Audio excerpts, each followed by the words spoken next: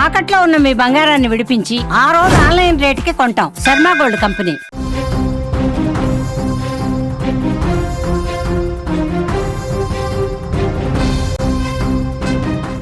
Big breaking news చూస్తున్నాం. లక్షిత్ మృతి case ఇంకా కొలిక్కి రాలేదు. వారం రోజులు కావస్తున్న పురోగతి మాత్రం శూన్యం. హత్య జరిగిందా, సహజ మరణమా అనేది ఇంకా డౌట్గా కనిపిస్తోంది. అంగన్వాడీ టీచర్ ఆయాల మీద బుధవారం వేటు వేశారు, వాళ్ళని సస్పెండ్ చేశారు. గ్రామస్తుల్ని పోలీసులు రహస్యంగా విచారిస్తున్నారు. సెల్ టవర్ లొకేషన్ ఆధారంగా విచారిస్తున్న పరిస్థితి. సుమారు 180 కొత్త నెంబర్లను గుర్తించారు. వాళ్ళందరినీ కూడా విచారిస్తున్నారు. ఈ నెల 8న అంగన్వాడీ కేంద్రం నుంచి బాలుడు లక్షిత్ అదృశ్యమయ్యాడు. 10వ తేదీన విగత జీవిగా లక్షిత్ కనిపించిన పరిస్థితి. అయితే ఎలా చనిపోయాడు అన్న విషయానికి సంబంధించి అసలు ఇంతవరకు స్పష్టత రాకపోవటం ఏంటి అంటూ కుటుంబ సభ్యులు, లక్షిత్ బంధువులు తీవ్ర ఆందోళనలో ఉన్నారు. ఆగ్రహం వ్యక్తం చేస్తున్నటువంటి పరిస్థితి. ప్రకాశం జిల్లా కంభం మండలంలోని లింగోజిపల్లి గ్రామంలో మృతి చెందిన లక్షిత్ కేసులో ఇంకా విచారణ కొనసాగుతూనే ఉంది. 10 రోజులు కావస్తుంది. అయినప్పటికీ కూడా ఒక్కటంటే ఒక్క ఆధారం కూడా లభ్యం కాలేదు. వారు రోజులు గడుస్తున్నా సరే ఇంకా బాలుడు ఎలా చనిపోయాడు అన్న దాంట్లో క్లారిటీకి రావటం లేదు. అంగన్వాడీ కేంద్రం నుంచి ఈ నెల 8వ తారీఖున అదృశ్యమై 10వ తేదీన లక్షిత్ విగత జీవిగా పడి ఉన్నాడు. ఆ రోజు నుంచి నేటి వరకు విచారణ చేస్తూనే ఉన్నారు. ఇంతవరకు ఒక్క ఆధారం కూడా లభించలేదు. కుటుంబ సభ్యులు మాత్రం బాలుణ్ణి చంపేశారు అని ఆరోపణలు చేస్తూనే ఉన్నారు. అంగన్వాడీ టీచర్ సొంత కుటుంబ సభ్యులపై అనుమానం వ్యక్తం చేయడంతో ఆ కోణంలో కూడా పోలీసులు దర్యాప్తు చేశారు. మరోవైపు అంగన్వాడీ సిబ్బంది నిర్లక్ష్యం కారణంగా బాలుడి మరణానికి కారణమైందనే విషయం ఇది తీవ్రమైన ఆరోపణ నేపథ్యంలో అంగన్వాడీ టీచర్ గే గోవిందమ్మ, ఆయా కృష్ణకుమారిని విధుల నుంచి తొలగించిన పరిస్థితి. ప్రస్తుతం సెల్ టవర్ లొకేషన్ ఆధారంగా విచారణ జరుగుతోంది. బాలుడు చనిపోయిన సమయంలో ఆయా సెల్ టవర్ లొకేషన్స్లో సుమారు 1,00,000 ఫోన్ నెంబర్లను గుర్తించగా వాటిలో 180 కొత్త నెంబర్స్గా కనుగొన్నారు. అదేవిధంగా గ్రామస్తులను కూడా రహస్యంగా పిలిచి మొత్తం కూడా విషయం సేకరిస్తూ ఉన్నారు. కూపీ లాగుతున్నటువంటి పరిస్థితి ఉంది. ఇదే విషయానికి సంబంధించి మరింత ఇన్ఫర్మేషన్ తెలుసుకుందాం. మా ప్రతినిధి కిరణ్ ఫోన్లైన్లో సిద్ధంగా ఉన్నారు. లక్షిత్ మృతి కేసుకు సంబంధించి ప్రస్తుతం ఒక్కటంటే ఒక్క విషయం కూడా బయటకు రాలేదు. లక్షిత్ మృతికి సంబంధించి పోలీసులు లేటెస్ట్గా ఇస్తున్నటువంటి సమాచారం ఏంటి? లక్షిత్ మృతికి సంబంధించి ఇంతవరకు ఒక్క ఆధారమైనా లభించిందా? ఏం చెప్తున్నారు? లక్షిత్ ఈ నెల 8వ తారీఖున ఏదైతే కంభం మండలంలోని లింగోజిపల్లి గ్రామంలో అంగన్వాడికి వెళ్ళి మళ్ళీ 2 రోజుల తర్వాత అయితే 3వ రోజు శవమై తేలడం, ఇంతవరకు కూడా ఆ మృతికి గల కారణం నిశ్చయంగా వీడలేదు. అయితే ఇన్ని రోజులు వారం అవుతున్నా కూడా కేసు అయితే పురోగతి అయితే లభించడం లేదు. అంటే సహజ మరణమా లేదంటే ఎవరైనా హత్య చేస్తారనేది కూడా పోలీసులు కూడా అంతు చిక్కని ప్రశ్నగా అయితే మారింది. అయితే నిన్న తాజాగా ఒక వెలుగులోకి వచ్చింది. అయితే అంగన్వాడికి సంబంధించిన ఎవరైతే టీచర్ గాని ఆయా గాని వీళ్ళ నిర్లక్ష్యంగా కారణంగానే ఎవరైతే లక్షిత్ తప్పిపోయి మృతి చెందాడనే ఒక ప్రాథమిక సమాచారానికి అయితే వచ్చిందని తెలుస్తుంది. అయితే ఇంటికి ఈ విషయం తెలుసుకున్న అధికారులు కానీ తక్షణమే వెంటనే నిన్న ఎవరైతే అంగన్వాడీ ఆయా గాని టీచర్ని గాని సస్పెండ్ చేయడం అయితే జరిగింది. అయితే పోలీసులు మొత్తం విచారణ అయితే వేగవంతం అయితే చేస్తున్నారు. అయితే ఇందులో భాగంగా 180 కొత్త నంబర్లు గుర్తించారు. మొత్తం 180 కొత్త నంబర్లు ఎవరు, ఎక్కడ వచ్చాయి, ఇవాళంతా మొత్తం ఎంక్వైరీ చేస్తున్నారు. అయితే అందులో ఇప్పుడు లింగోజిపల్లె గ్రామంలో అయితే ప్రతి ఒక్కరిని కూడా గ్రామస్తుల్ని ఎవరైతే అనుమానం ఉన్నా కానీ అనుమానం లేకున్నా ప్రతి ఒక్కరిని కూడా విచారణ అయితే వేగవంతం అయితే చేశారు. కానీ కుటుంబ సభ్యులు ఏం చెప్తున్నారు? 10 రోజులు అవుతుంది, ఇంకా ఎందుకు అసలు పూర్తిగా ఆధారాలతో సహా బయట పెట్టలేకపోతున్నారు? పోలీసు వ్యవస్థ మీద కొంత అపనమ్మకం కనబరుస్తున్నటువంటి పరిస్థితి ఉంది కుటుంబ సభ్యులు. ఇంకేం చెప్తున్నారు దీని మీద? కుటుంబ సభ్యులు మొదటి నుండి ఒకటే చెప్తున్నారు, మా బాబు ఏదైతే తప్పిపోయాడో అది ఎప్పుడు అంటే కేవలం ఎవరో ఎత్తికి వెళ్ళి చంపారనే ఆరోపణ చేస్తున్నారు. మా బాబు తప్పిపోయి తిండి నిద్ర లేక చనిపోయలేదు, ఎవరో కుట్ర పూరితంగానే చంపారని చెప్పేసి మొదటి నుండి చెప్పుకుంటున్నారు. గ్రామస్తులు కూడా అదే చెప్తున్నారు. అంటే ఈ బాబు చనిపోలేదు, సహజ మరణం కాదు, చంపారనేది చెప్తున్నారు. బంధువులు ఇప్పుడు కూడా వాళ్ళు ఎవరు అనేది కనిపెట్టాలా. అయితే తమ పైన ఆరోపణలు చేస్తున్నారు.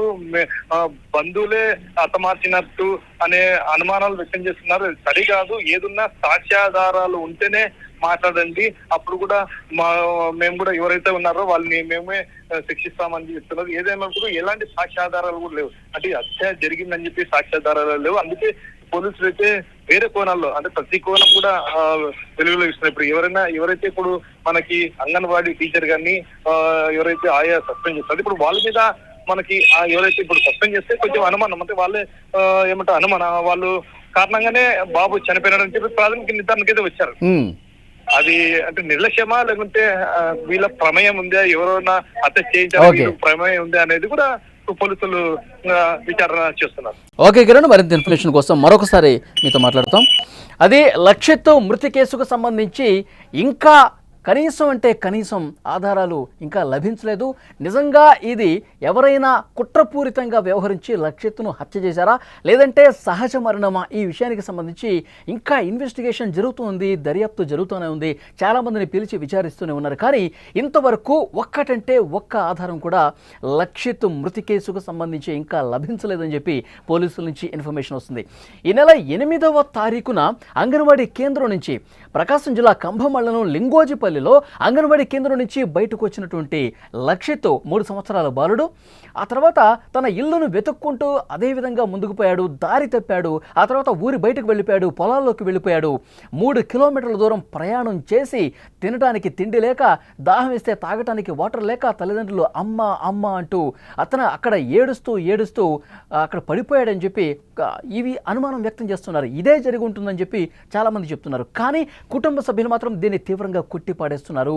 ఎవరో తెలిసిన వాళ్ళ పని, దారుణంగా మా అబ్బాయిని చంపేశారు, హత్య చేసి ఊరికి దూరంగా పొలంలో పడేశారు అని చెప్పి చాలా బలంగా ఈ విషయాన్ని కుటుంబ సభ్యులు చెప్తున్నారు. తీవ్రమైనటువంటి ఆవేదనతో, ఆక్రందనతో వాళ్ళందరూ మాట్లాడుతున్న పరిస్థితుంది. అయితే ఇక్కడ ఒక్క విషయం చాలా స్పష్టంగా అర్థమవుతుంది. ఎందుకంటే అంగన్వాడీ టీచర్ కావచ్చు, ఆయా కావచ్చు, పూర్తిగా నిర్లక్ష్యంగా ప్రదర్శించారు. 3 ఏళ్ల బాలుడు లక్షిత్ని ఏ విధంగా ఒంటరిగా వదిలేస్తాడు, ఏ విధంగా అసలు తల్లిదండ్రులకు కనీసం అప్పగించకుండా తల్లిదండ్రులకు ఫోన్ చేయాలి, తల్లిదండ్రులు అందుబాటులో లేకపోతే కుటుంబ సభ్యులకు ఫోన్ చేయాలి, ఫోన్ చేస్తే వాళ్ళు వచ్చిన తర్వాత పెద్దలకి అప్పగించాలి. 3 సంవత్సరాల బాలుడు ఎలా ఇంటికి ఒంటరిగా వెళ్ళిపోతాడు? వాళ్ళకి అప్పగించాలి.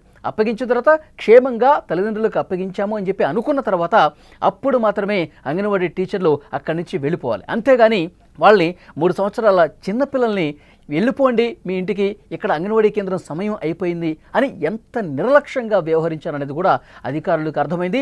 వెంటనే అంగన్వాడీ కేంద్రంలో ఉన్నటువంటి వాళ్ళ సిబ్బంది నిర్లక్ష్యం కారణంగానే బాలుడు ఆ విధంగా వెళ్ళిపోయాడు, తప్పిపోవటానికి కారణమయ్యాడు. లేదంటే వేరే వాళ్ళు చేజెక్కించుకోవటానికి, ఒకవేళ నిజంగా ఎవరైనా చంపేసి ఉంటారు, అతన్ని హత్య చేసి ఉంటారని ఒకవేళ అనుమానిస్తే కనుక వాళ్ళకి చిక్కటానికి కూడా ఈ అంగన్వాడీ కేంద్రం సిబ్బంది నిర్లక్ష్యం కదా. సో అందుకే ప్రాథమికంగా భావించి అంగన్వాడీలో పనిచేస్తున్నటువంటి టీచర్ని అలాగే ఆయమ్మని ఇద్దరిని కూడా సస్పెండ్ చేసినటువంటి పరిస్థితి. ఇక అన్ని కోణాల్లో పోలీసులు దర్యాప్తు చేస్తున్నారు.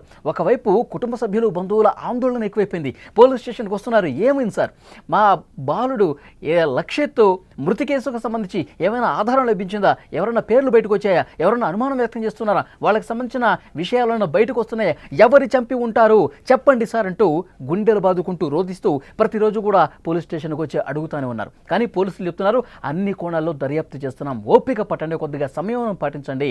అన్ని విషయాలు ఎప్పుడు ఏ రోజైతే ఆ బాలుడు మిస్ అయ్యాడో అప్పటి నుంచి కూడా ఇన్వెస్టిగేషన్ అనేది అన్ని కోణాల్లో చేస్తున్నాం. ఎందుకంటే ఆ రోజు ఆ ఊరికి కొత్త వాళ్ళు ఎవరైనా వచ్చారా, ఎవరైనా అసలు ఆ ఊరితో సంబంధం లేని వాళ్ళు ఎవరైనా వచ్చారా, బాలుడు ఎక్కడైతే విగతజీవిగా పడి ఉన్నాడో ఆ లొకేషన్కి సంబంధించి ఎవరైనా అక్కడ తచ్చాడినటువంటి సందర్భం ఉందా, అన్ని కోణాల్లో కూడా దర్యాప్తు చేస్తున్నారు. ఇప్పుడు వరకు 180 కొత్త నెంబర్లను గుర్తించినట్టుగా తెలుస్తుంది. ఆ 180 మందిని కూడా విడివిడిగా ఒక్కొక్కరిని పిలిచి అన్ని కోణాల్లో దర్యాప్తు చేస్తున్న పరిస్థితి. ఒకటి ఆ ఊరికి వచ్చినటువంటి కొత్త వాళ్ళు, అలాగే 180 ఫోన్ నెంబర్లకు సంబంధించినటువంటి వాళ్ళు, దానితో పాటు కుటుంబ సభ్యుల తరఫు ఇటు తల్లికి తరఫునటువంటి బంధువులు కావచ్చు, కుటుంబ సభ్యులు కావచ్చు, అలాగే తండ్రికి సంబంధించి కుటుంబ సభ్యులు, బంధువులు ఎవరైతే ఉన్నారో వాళ్ళు, అలాగే గ్రామంలో ఈ కుటుంబంతో ఏమైనా పంచాయతీలో ఉన్న వాళ్ళు గొడవలు జరిగినటువంటి సందర్భాలు ఉంటే వాళ్ళని కూడా ప్రశ్నిస్తున్నారు. గ్రామంలో మిగతా అనుమానితులుగా భావిస్తున్న వాళ్ళు ఎవరైతే ఉన్నారో వాళ్ళందరినీ కూడా కూలంకషంగా ప్రశ్నిస్తున్నారు, విచారిస్తున్నారు. అన్ని కోణాల్లో దర్యాప్తు చేస్తున్నాము, వాస్తవాలు అతి త్వరలోనే బయటకు వస్తాయని చెప్తున్నారు. కానీ ఇప్పటికిప్పుడు ఈ రోజుకున్నటువంటి ఇన్ఫర్మేషన్ ఏంటంటే దర్యాప్తు జరుగుతుంది, ఒక బలమైనటువంటి ఆధారం కూడా ఇంతవరకు లభించలేదు అని చెప్తున్నారు. ఎందుకంటే గతంలో సహజ మరణమే అని చెప్పి పోలీసులు చెప్పారంటూ పెద్ద ఎత్తున కుటుంబ సభ్యులు ఆందోళన చేశారు. విజువల్స్లో కూడా మీరు చూస్తూ ఉన్నారు. అక్కడ పోలీస్ స్టేషన్ దగ్గర బైఠాయించి ఆందోళన చేశారు. మా బాలుడిది సహజ మరణం అని చెప్పి మీరు ఏ విధంగా ప్రకటిస్తారు, బాలుడు తప్పిపోయి పొలాల్లోకి వెళ్ళిపోయి ఆకలితో అలమటించి చనిపోయాడని చెప్పి మీరు ఏ విధంగా ప్రకటిస్తారు? ఇది హత్య జరిగింది, ఎవరో చంపేసి అక్కడ పొలాల్లో పడేశారు, మీరు సహజ మరణంగా ఎలా చెప్తారు అంటూ నిలదీసిన పరిస్థితుంది. కుటుంబ సభ్యుల ఆవేదనను అర్థం చేసుకున్నటువంటి పోలీసు యంత్రాంగం చాలా స్పష్టంగా సహజ మరణం అని చెప్పి మేము ఇంకా ధృవీకరించలేదు, ఇంకా మేము దర్యాప్తు చేస్తూనే ఉన్నాము, అన్ని కోణాల్లో దర్యాప్తు చేస్తున్నాం, ప్రతి ఒక్క అనుమానితుడిని కూడా ప్రశ్నిస్తున్నాం, ఇవన్నీ చెప్తా ఉన్నారు. సో డెఫినెట్గా 10 రోజులు అయిపోయింది. నిజంగా పోలీసు వ్యవస్థ ఆంధ్రప్రదేశ్ సంబంధించి చాలా బలంగా వేగంగా దర్యాప్తు చేస్తే నిజానిజాలు వెల్లడిస్తారని చెప్పి ఒక నమ్మకం ఉంది. కానీ కొన్ని కేసుల్లో మాత్రం ఇంత లేట్ ఎందుకు అవుతుంది, ఇంత ఆలస్యం ఎందుకు అనిపిస్తుంది? ఇది పోలీసుల నిర్లక్ష్యమా, అలసత్వమా, వేగంగా పరిష్కరించాలనే తత్వమా?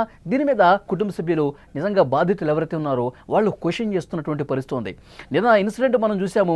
వైష్ణవి కేసుకు సంబంధించి కూడా గండికోట రిజర్వాయర్ ప్రాంతంలో, పర్యాటక ప్రాంతంలో ఇంటర్మీడియట్ చదువుతున్నటువంటి బాలికను దారుణంగా హత్య చేసి వివస్త్రణ చేసి ముళ్ల పొదల్లో పడేస్తున్నారు. ఇంకా ఆధారాలు కొన్ని లభ్యమయ్యాయి అంటారు కానీ పోలీసులు ఇంకా బయటకు చెప్పలేని పరిస్థితి. నిజంగా ఆ ప్రియుడు చంపలేదని చెప్పి క్లారిటీ చేశారు. మరి అన్నయ్య చెప్పాడా, అన్న చంపాడా, అన్నకు సంబంధించి కూడా పూర్తి వివరాలు బయటకు రావాల్సి ఉంది. ఏది కూడా ఒక క్లారిటీ ఇవ్వటంలో పోలీసులు కొంత లేట్ చేస్తున్నారు, అలసత్వం వహిస్తున్నారు. ఎందుకు ఇంత లేటు? ఆధారాలు లభ్యమైతే చెప్పొచ్చు కదా, బయట పెట్టచ్చు కదా. ఇది బాధిత కుటుంబాలు ప్రశ్నిస్తున్నటువంటి పరిస్థితి. సో డెఫినెట్గా 10 రోజులు కావస్తుంది.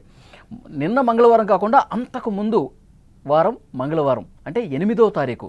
ఇప్పటికీ సరిగ్గా 10 రోజులు అవుతుంది లక్షిత్ చనిపోయి. ఆ బాబు ఎందుకు చనిపోయాడు అన్న విషయానికి సంబంధించి ఇంకా క్లారిటీ రాకపోవటం ఏంటి అంటూ తీవ్రమైనటువంటి ఆవేదనతో, ఆందోళనతో కుటుంబ సభ్యులు ఉన్నారు. మరి సుమన్ టీవీ ప్రతినిధులు అక్కడికి వెళ్ళి ప్రశ్నించినప్పుడు కూడా పోలీసులు ఇదే చెప్తున్నారు. అన్ని కోణాల్లో దర్యాప్తు చేస్తున్నాం, ప్రతి ఒక్కరిని ప్రశ్నిస్తున్నాం అని చెప్తున్నారు. కానీ ఇంకా ఒక క్లారిటీ మాత్రం ఇవ్వట్లేదు. వీలైన త్వరగా లక్షిత్ మృతికి సంబంధించి అన్ని విషయాలు, అన్ని ఆధారాలు, దర్యాప్తుకు సంబంధించిన అన్ని డీటెయిల్స్ బయట పెట్టాలని చెప్పి కోరుకుందాం.